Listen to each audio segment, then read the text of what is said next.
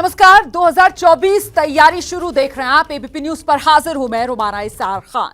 गिरफ्तारी संजय राउत की हुई, लेकिन टेंशन बढ़ गई उद्धव ठाकरे की। दरअसल 2024 के चुनाव के लिए जो सियासी पत्ते हैं वो किस तरीके से खेले जा रहे हैं, इसी का एक ट्रेलर महाराष्ट्र के राजनीतिक घटनाक्रम में देखा जा सकता है। अपने वजूद की जंग लड़ रही उद्धव ठाकरे वाली शिवसेना, इसी शिवसेना पर एक नई आपदा आ गई है और वो है पार्टी के सबसे मुखर चेहरे संजय राउत की गिरफ्तारी। इसके बाद उद्धव ठाकरे अब कैसे तन्हा खड़े नजर आ रहे हैं, इस रिपोर्ट में देखिए आप।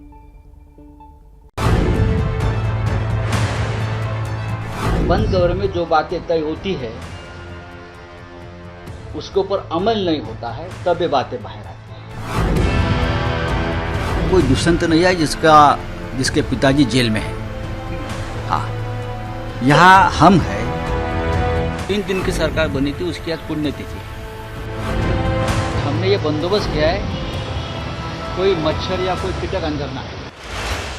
मुख्यमंत्री पद पर सहमति बनी थी, अभी नहीं बनी थी, चुनाव से पहले बनी थी।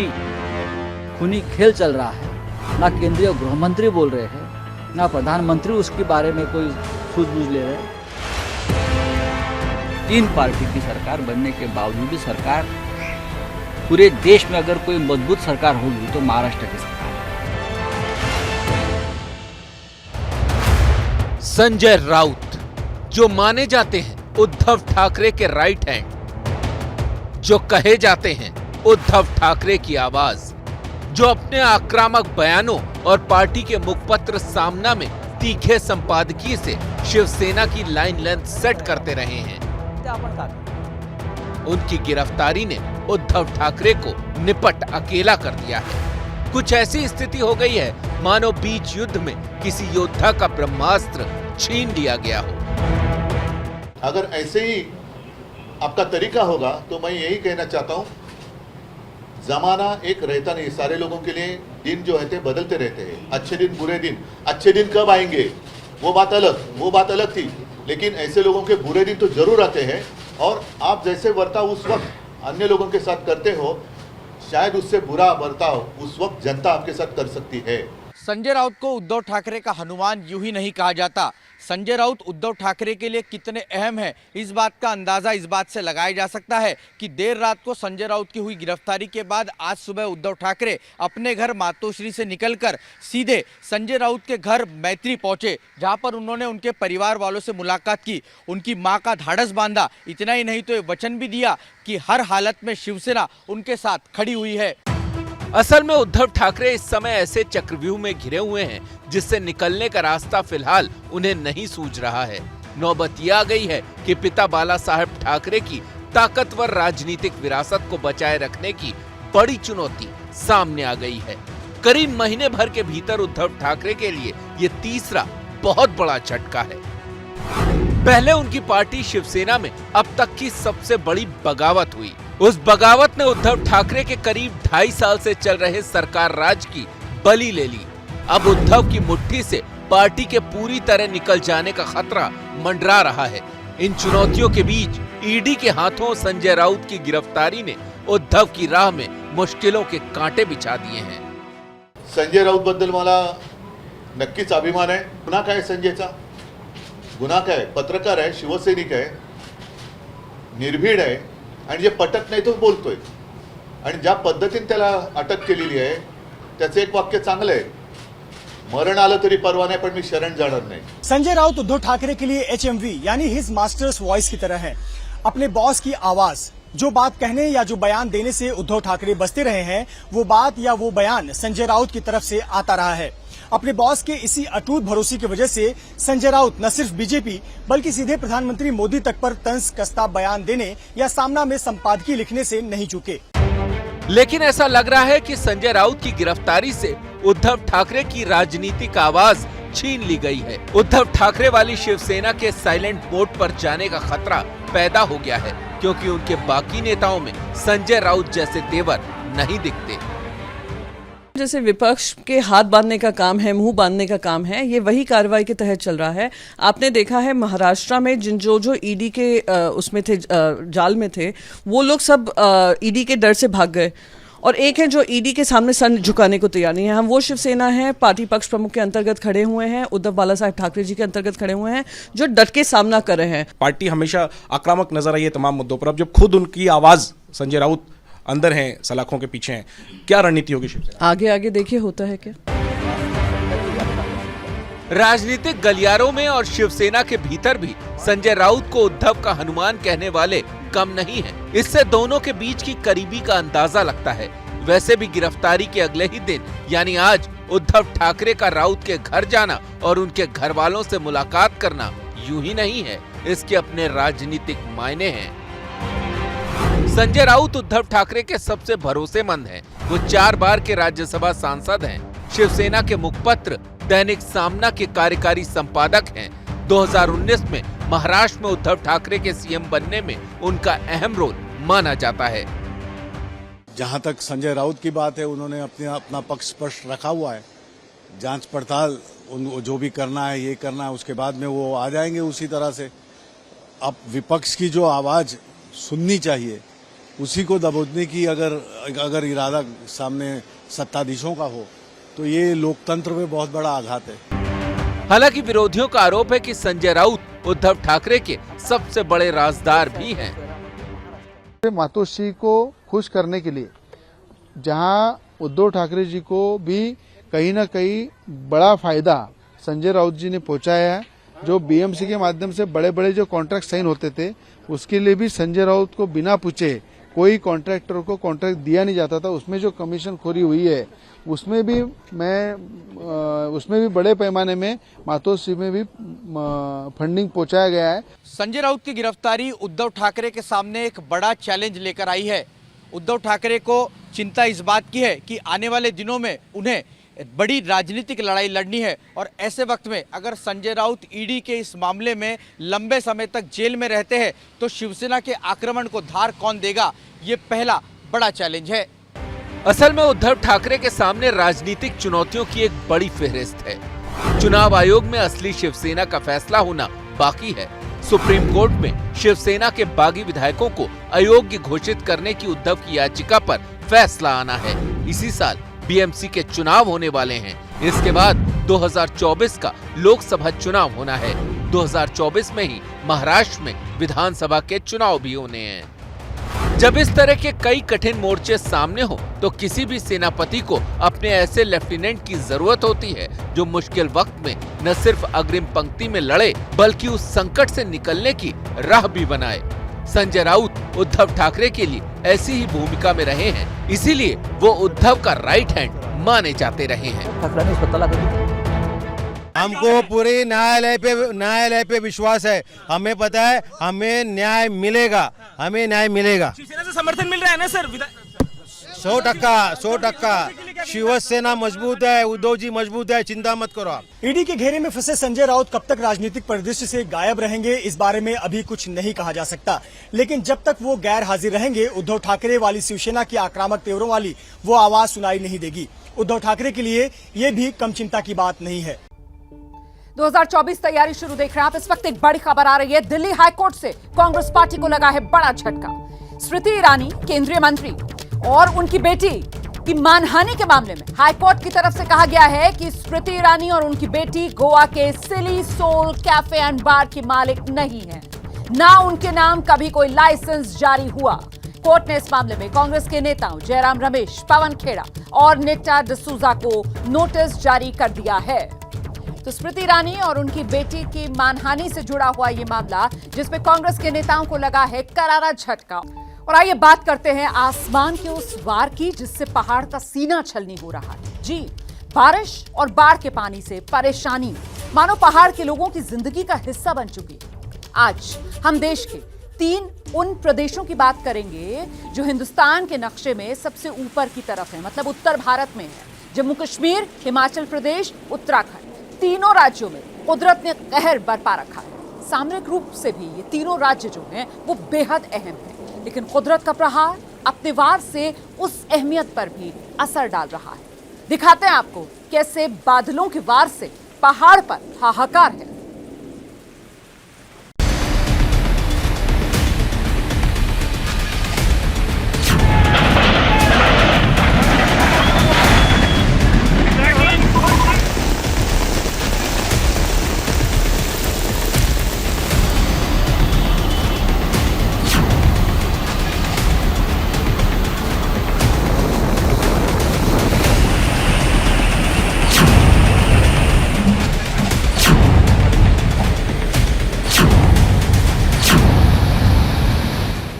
ये तबाही का सैलाब है।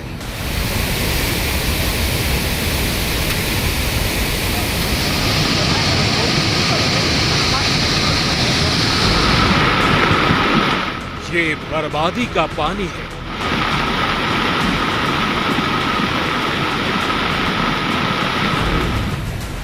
आसमान के वार से छलनी होते पहाड़ की ये तस्वीरें हिमाचल प्रदेश से आई हैं।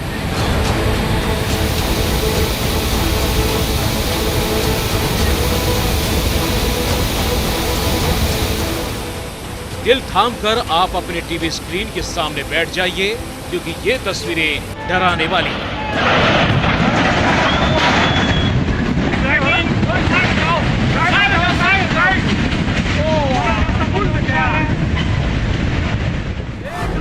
बड़े बड़े पत्थरों के साथ आता पानी सब कुछ बहा कर ले जाने को बेताब है।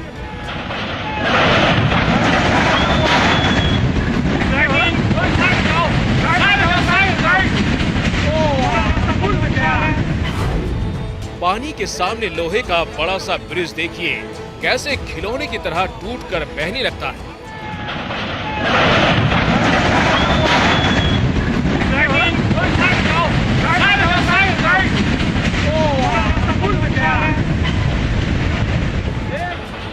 वीडियो बनाते लोगों के चिल्लाने की आवाज आ रही है।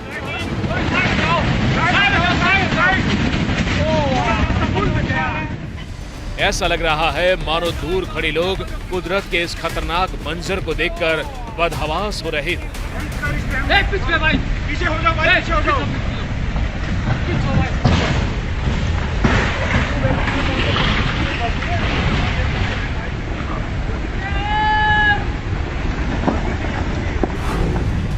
गनीमत ये रही कि जिस वक्त इस बरसाती नाले में पहाड़ से उफनता पानी आ रहा था, उस वक्त पुल पर कोई नहीं था। कल्पना कीजिए अगर कोई उस वक्त पुल पर फंस गया होता तो उसका क्या हाल।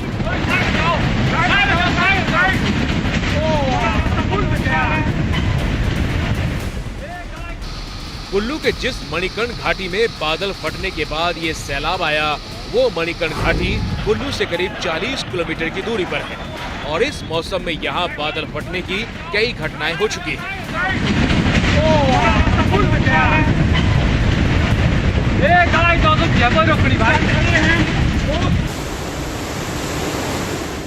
6 जुलाई को भी यहाँ बादल फटने से भारी नुकसान हुआ था।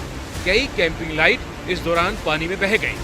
मणिकर्ण घाटी सैलानियों की पसंद की जगह है, लेकिन इस मौसम में यहाँ कुदरत खतरनाक रूप लेती है, जिसकी 2 तस्वीरें आप अपनी टीवी स्क्रीन पर देख रहे हैं।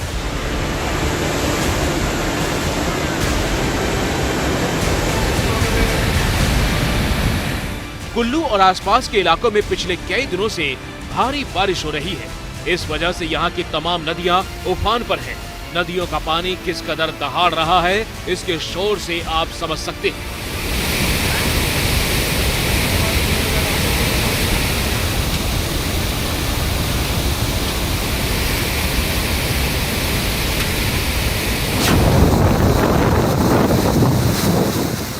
पहाड़ का सीना चीरकर जमीन पर गिरते पानी का ये वीडियो देख लीजिए।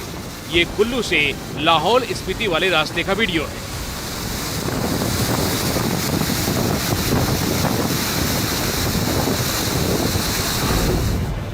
मटमैले पानी के साथ पत्थर भी बहकर नीचे आ रहे हैं। नेशनल हाईवे नंबर 505 का ये वीडियो है। अगर आप भी इस इलाके में यात्रा करने की सोच रहे हैं तो सावधानी से यात्रा करें, क्योंकि लगातार जहां तहां पहाड़ का सीना चीरकर पानी गिर रहा है और रास्ते बंद हो रहे हैं।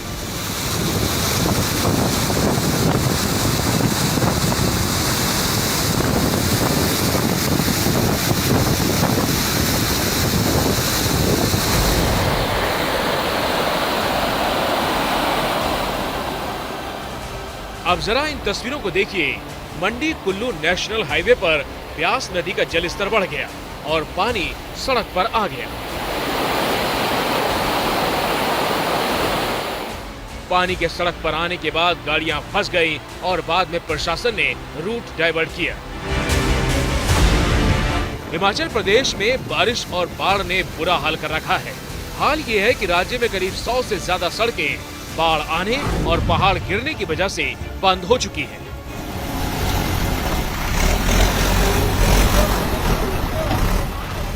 स्वार घाट के पास पहाड़ गिरने से चंडीगढ़ मनाली हाईवे रविवार को बंद हो गया। इस वीडियो में आप देख सकते हैं कि कैसे बुलडोजर की मदद से हाईवे को साफ करने की कोशिश की जा रही है।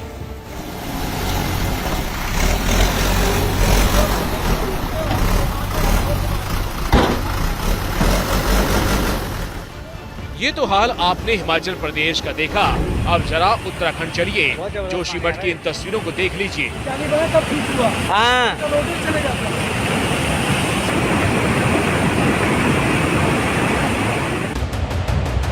पहाड़ टूटकर मानो सड़क पर आ गया। आप इन तस्वीरों में देख सकते हैं कि कैसे बड़े बड़े पत्थर रोड पर हैं और रास्ते को साफ करने की कोशिश की जा रही है।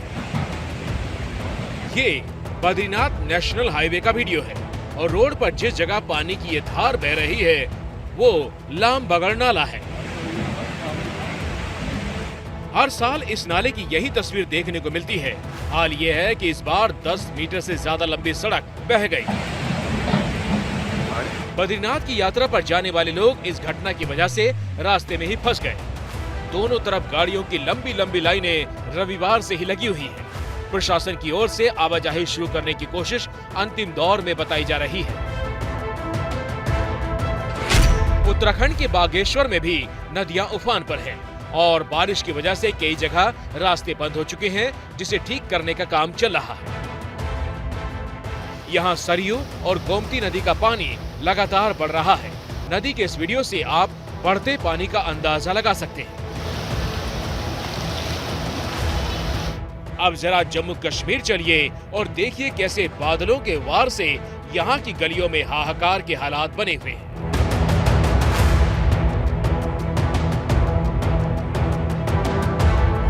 आप अपने टीवी स्क्रीन पर कारों की ये जो तस्वीरें देख रहे हैं, वो यहाँ किसी ने गलती से पार्क नहीं की, बल्कि रविवार की रात के फ्लैश फ्लड ने इन गलियों को कारों का कब्रिस्तान बनाकर रख दिया। तस्वीरें जम्मू कश्मीर के पुंछ जिले की है। यहाँ के सूरनकोट में रविवार की शाम को इतनी बारिश हुई कि गलियों में मानो नदी बहने लगी। रविवार रात करीब 9 बजे की ये तस्वीरें देखिए। गली में पानी की धार चल रही है। दुकान में खड़े लोग अपना सामान बचाने की कोशिश कर रहे हैं।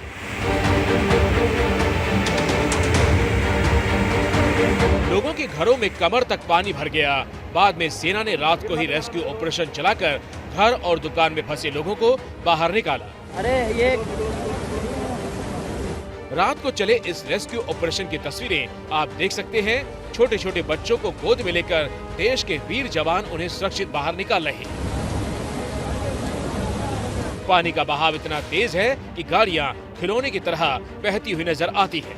सुबह जब फ्लैश फ्लड का पानी उतरा तब जाकर तबाही की ये तस्वीरें सामने आई। स्थानीय लोग रविवार की रात को तस्वीरों की तुलना 2014 से आई तबाही की तस्वीरों से कर रहे हैं।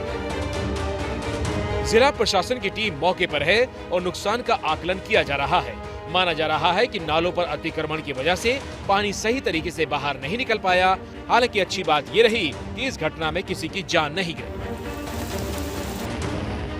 रविवार को ही दिन में जम्मू कश्मीर के कठुआ में 3 लोग नदी के पानी में फंस गए। ये तीनों ट्रैक्टर पर सवार थे जो तरना नाले में पानी बढ़ने की वजह से फंस गए। इन तस्वीरों को दिखाने का हमारा मकसद यही है कि इस वक्त मानसून अपने पीक पर है। अगर आप बाढ़ वाले इलाके में रहते हैं तो सावधानी बरतें।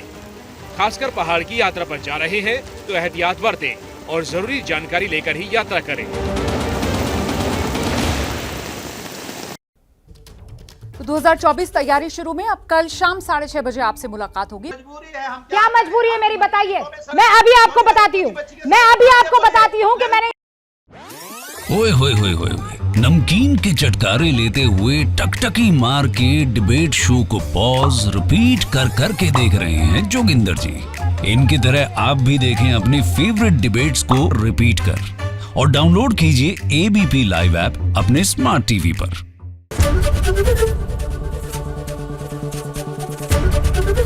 एबीपी न्यूज आपको रखे आगे।